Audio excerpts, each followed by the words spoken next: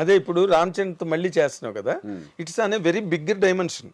Game changer, Shankar, అది దేవరా కానీ ఎన్టీఆర్తో చేసే దేవరా కానీ అది గెటప్పే. ఓకే, అది బ్యూటిఫుల్ గెటప్. అది ఓకే. లక్కీగా ఇది పట్టడం, ఈ రెండు పట్టడం నాకు బాగా అడ్వాంటేజ్ అయింది.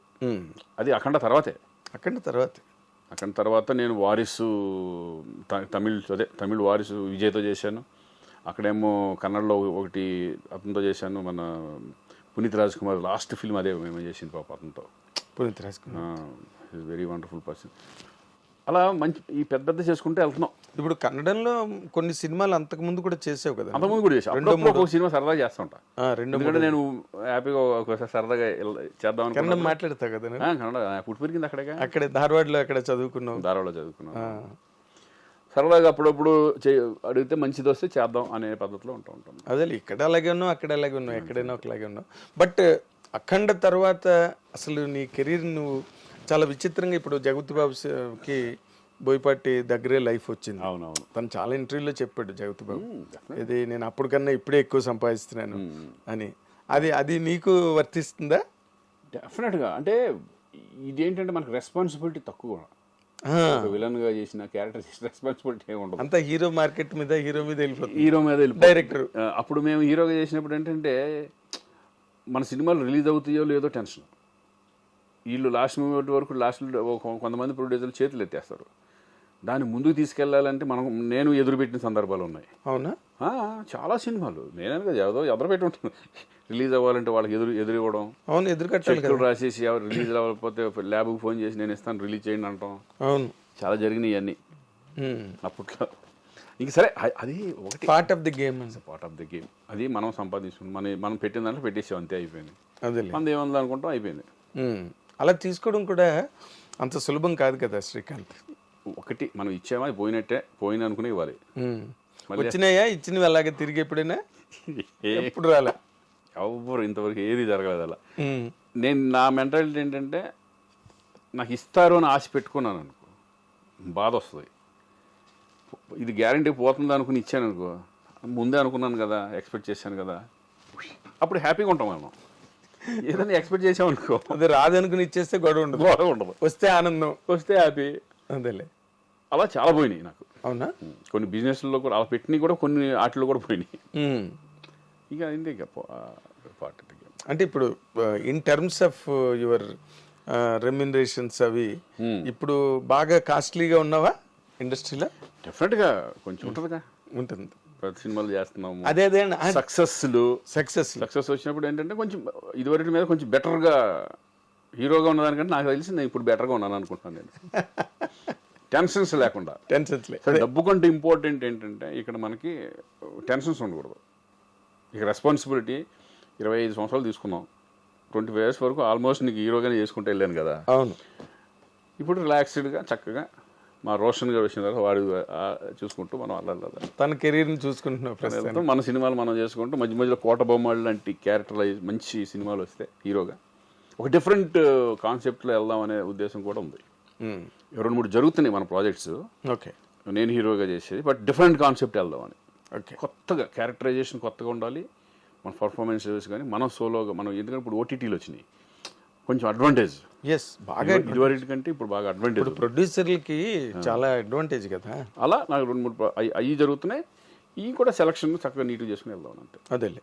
అంటే ఇప్పుడు ఎవరైనా ఒక కొత్త డైరెక్టరు ఒక కొత్త కాన్సెప్ట్ పట్టుకొస్తే నువ్వు ఎంకరేజ్ చేస్తావా? 100% డెఫినెట్గా. కొత్త డైరెక్టర్లు కదా, వీళ్ళు మళ్ళీ సరిగ్గా హ్యాండిల్ చేస్తారు. నేను ఎక్కువ చేసిన వాళ్ళే, చిన్న వాళ్ళు చాలా చేశాను నేను. అలా ఏమిడవు, కానీ కొత్తగా ఉంటే డెఫినెట్గా నేను చేయడం జరుగుతుంది. అదేలే. ఆ రోజుల్లో నువ్వు ఈవి సచిన్ అందరితో, ఒక రాఘవేంద్రరావుతో లేదా దాసనారాయణరావుతో దాసనారాయణరావు గారితో యాక్ట్ చేశాను, బట్ ఆయన డైరెక్షన్లో చేయలే. ఆయనతో కలిసి యాక్ట్ చేశాను, దొంగలుడు చిన్నలుడు అని. చిన్నలుడులో చేశాను. చిన్నలుడు 1-2 సినిమాలు చేశాను ఆయనతో. అంత ఆ ర్యాప్ ఉంది మళ్ళీ, కానీ ఆయన డైరెక్షన్లో చేయలే. అదేలే. ఆయన ఒక్కరినే మిస్ అయ్యావు అయితే నువ్వు. ఆయన డైరెక్షన్లో ఒకటి మిస్ అయ్యాను. అలాగే ఆర్టిస్ట్లో రామారావు గారు మిస్ అయ్యాను. నాగేశ్వరరావు గారితో చేశాను, కృష్ణరాజు గారితో చేశాను, కృష్ణ గారితో చేశాను. తర్వాత ఇంక చిరంజీవి గారు, వెంకటేష్, నాగార్జున, బాలకృష్ణ, శోభనబాబు గారితో చేసావు. శోభనబాబు గారితో చేయలే. చేయలేదా? చేయలే. ఓకే. శోభనబాబు గారితో ఆయన నన్ను చూడను కూడా చూడలేదు నేను. అవునా? చూడలేదు ఎప్పుడు, ఎప్పుడు కలవలేదు? కలవలేదు. అప్పటికే ఆయన ఇండస్ట్రీ వదిలేసి మానేశారు కదా. ఎప్పుడో మానేశారు ఆయన. ఈవి గారి సినిమా లాస్ట్లో ఒకటి చేసినట్టున్నారు, తర్వాత వచ్చిన తర్వాత. ఇప్పుడు నార్మల్గా రామ్ చరణ్ చిరంజీవి గారితో చేసావు నువ్వు, ఆయనతో మంచి క్లోజ్ అసోసియేషను. రామ్ చరణ్తో కూడా ఆల్రెడీ చేసావు, ఇప్పుడు మళ్ళీ చేస్తున్నావు. అసలు వీళ్ళిద్దరి మధ్యలో నీకు కనిపించే ఒక స్పష్టమైన డిఫరెన్స్ కానీ పోలిక కానీ ఇద్దరిలో? ఇదే నాకు తెలిసి పోలికలే ఉన్నాయి ఎక్కువ. అవునా? ఎక్కువ పోలికలే. అంతేనా? అంటే ఆర్టిస్టుల్ని చక్కగా చూసుకోవడం కానీ ఇది కానీ ఎక్కువ. అంటే చాలా ఎలా ఉంటుందంటే ఇప్పుడు అన్నయ్యతో చేసినప్పుడు ఆయన కష్టపడే విధానం ఇవన్నీ కూడా చరణ్లో ఉంటాయి. కష్టపడే విధానం చరణ్లో ఉంది. ప్లస్ కామన్ ఏంటంటే చక్కగా ఇప్పుడు మామూలుగా చూసుకుంటే భోజనాల దగ్గర కానీ ఆర్టిస్టులను బాగా చూసుకోవడం కానీ, ఫుడ్ అందరికీ చక్కగా బాగా వచ్చిందా లేదా, బాగుంటుందా లేదా యూనిట్లో చూసుకోవడం, ఇవన్నీ కూడా ఆయనకి ఉంది. చరణ్ కూడా same. Okay, same. Charan is అంటే అనేలాగా డిగ్నిఫైడ్, అంటే ఎక్కడ చాలా పెద్ద, చాలా మెచ్యూర్డ్ గాయ్. చాలా ఈజ్ వెరీ ఇంటెలిజెంట్, చాలా మెచ్యూర్డ్ గాయ్. స్టబ్బన్ చక్కగా నీట్గా ఉంటుంది. కానీ ఆర్టిస్టులు పలకరించే విధానం కానీ, అందరినీ ఓన్ చేసుకోవడం కానీ, ఇవన్నీ సూపర్గా. ఇప్పుడు అన్నయ్య సేమ్ అందరూ, ఇప్పుడు అన్నయ్య సెట్కి వెళ్తే కమెడియన్స్ కానీ వాళ్ళు అందరితో కలిసి ఒక భోజనం చేయడం చేస్తూ ఉంటారు, అందరిని దగ్గర తీసుకుని మాట్లాడుతూ ఉంటారు కూర్చొని. సేమ్ అదే చరణ్ కూడా. అవునా? చాలా ఇద్దరి మధ్యన ఎట్లా ఉంటుంది ఇంటిమసీ? చాలా బాగుంటుంది. అన్న అంటాడు. అవునా? చాలా మంది, అంటే కొంతమంది అయితే యాక్చువల్గా బాబాయ్ అంటారు, అనవచ్చు కానీ, బట్ నన్ను అన్న అంటారు. ఓకే, అన్న అనుకుంటూ ఈజ్ రెస్పెక్ట్ చాలా బాగా ఇస్తారు. ఎందుకంటే అన్న దగ్గర నుంచి వచ్చిన చాలా రెస్పెక్ట్గా. అసలు బాగా ఇష్టంగా నీకు రామ్ చరణ్లో ఈ ఇష్యూ నాకు భలే ఇష్టం అని నీకు? నాకేంటంటే decent, is very decent person. Stubborn and decent. ఆ డీసెన్సీ, ఆ హుందాతనం, అది బాగా నచ్చుతుంది నాకు.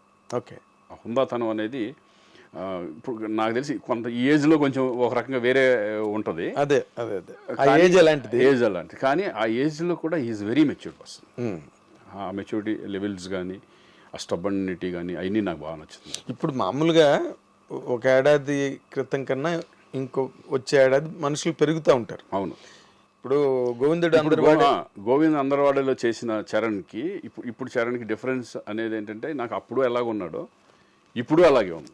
ఇప్పుడు ఎలాగున్నాడో అప్పుడు అలాగే ఉన్నాడు. ట్రిపుల్ ఆర్ అంత పెద్ద సక్సెస్, ఇప్పుడు స్టార్ లెవెల్కి, ఇంటర్నేషనల్ స్టార్ లెవెల్కి హాలీవుడ్ వెళ్ళిపోయినా కూడా ఆ గర్వం కానీ ఇది కానీ ఆ కించిత్ ఇది కూడా లేదు.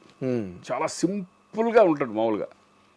ఇప్పుడు బయట వాళ్ళకి చరణ్ అమ్మో అన్నట్టు ఉంటుంది కానీ, బట్ సెట్కి వచ్చేసిన తర్వాత హీఈస్ వెరీ సింపుల్.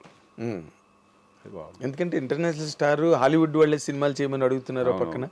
లేదండి, ఇప్పుడు నేను అనేది ఏంటంటే, ఇప్పుడు తారక్తో చేస్తున్నప్పుడు ఫస్ట్ సినిమా నేను తారక్తో చేస్తున్నా. ఫస్ట్ టైం తారక్ కూడా నాకు ముందు నుంచి తెలుసు.